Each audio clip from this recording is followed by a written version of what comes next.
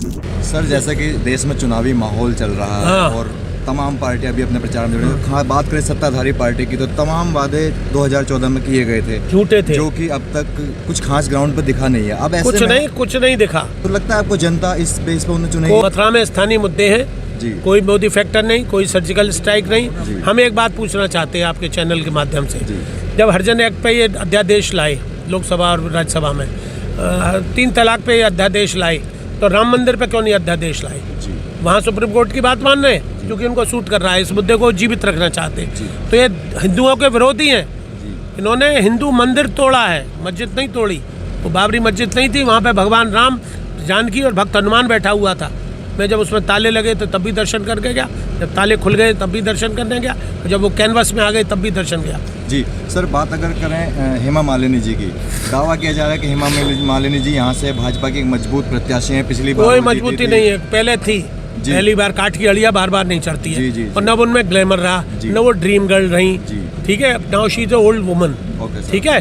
तो लीपा पोती करने से, मेकअप करने से जवान नहीं हो जाता आदमी। एज फैक्टर को आप छुपा नहीं सकते। उनकी एफिशिएंसी नहीं है, उनकी प्रायोरिटी नहीं है, यहाँ पर मात्रा में रहती नहीं वो। यहाँ के स्थानीय आदमी को ये लोग खड़े हैं, ये लोग आएंगे तो कल को मैं मिलूंगा, मैं नहीं मिलूंगा, मेरी वाइफ मिलेगी, मेरा बच्चा मिलेंगे, मेरा बेटा मिलेगा, मेरा भतीजा मिलेगा। एक गिलास पानी की तो पूछेगा, वहाँ पानी तो मिलता नहीं है लोगों को। किस दावे से वहाँ चुनाव लड़ने चली है? सर बात करें अगर किसानों की, तो आपकी पार्टी शुरू से ही किसानों की पार्टी रही है, अगर उनका झंडा लेके हमेशा तैनात रही है। सर पिछले 2014 की बात करें तो तमाम वादे किए गए थे कि किसानों की आय दोगुनी हो जाएगी, किसानों की सारी, लेकिन हमने देखा है कि ऐसा कुछ हुआ नहीं है, बल्कि और किसान परेशान, बर्बाद हो गया। 15 लाख रुपए कहे थे इन्होंने और 2 करोड़ नौकरियां कही थी। मुख्य मुद्दे से 2 झूठे वादे बहुत किए थे। एक कहा था स्वामीनाथन रिपोर्ट हम लागू करेंगे, 15 लाख के 2 घट के 2000 हो गए, और 2000 भी चंद लोगों को मिले। मैं कोई 250-300 गाँव में हुआ आया हूँ, मैं पूछता हूँ हाथ उठा के, एक आध कोई हाथ उठा देता है कि मुझको मिल गई, मुझको मिले। 1475 रुपये का DAP का कट्टा आता है, 800 रुपये का पोटास का कट्टा आता है, 330 रुपये का यूरिया का कट्टा आता है। मैं भी किसान हूँ, वो भी 50 किलो से रह गया 45 किलो का।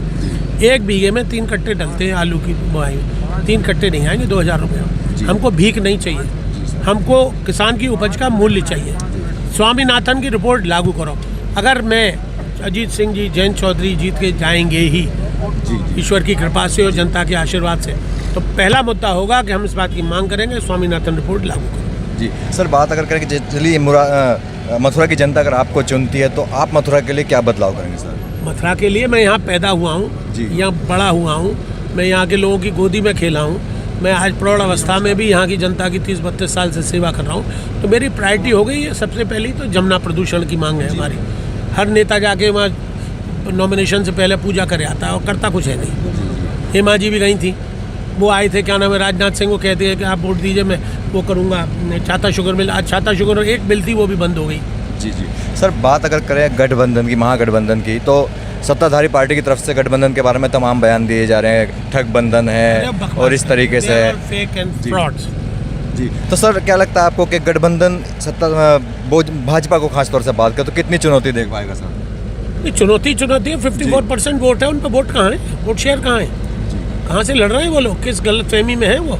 लेकिन सर उनकी तरफ से तमाम उनके प्रवक्ता बयान देते हैं कि भाई प्रवक्ता गाल बजाने को तो कोई भी बजा सकता, धरातल पे तो जाओ ना। क्या किया है हेमा जी ने? जो गाँव अडॉप्ट किए थे उनमें तो काम हुआ नहीं। वो कैंट का ऐड करती हैं, कैंट के ऐड ने यहाँ पे खारी पानी की समस्या है, कहाँ लगा पाई वो RO प्लांट्स? कितने लोगों को मीठा पानी मिल रहा है? ये मंडी में करीब 10,000 आदमी रोज आता है, पानी पीने का RO प्लांट है यहाँ? जोर से बोलो, है कोई? बहुत हालत खराब। किसान आता है, सब्जी खरीदने आता है, फल वाला आता है, कौन किसको क्या मिलता है, सुविधा क्या है? हाइट है उनको। मैं देखिए what is difference between me and her, वो फेसबुक वाली है, मैं फेस टू फेस वाला। हमारी प्रायोरिटी आदमी के साथ जाने की।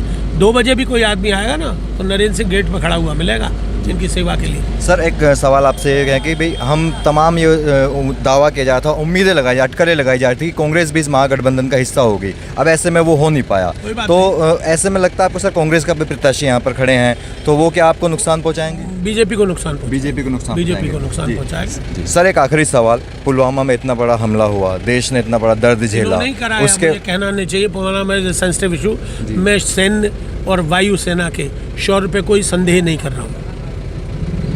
ठीक है, लेकिन पुलवामा इनका ही क्रिएटेड था, मास्टरमाइंड है कोई उसके पीछे, वो गवर्नमेंट जब बदलेगी तो एक्सपोज हो जाएंगे।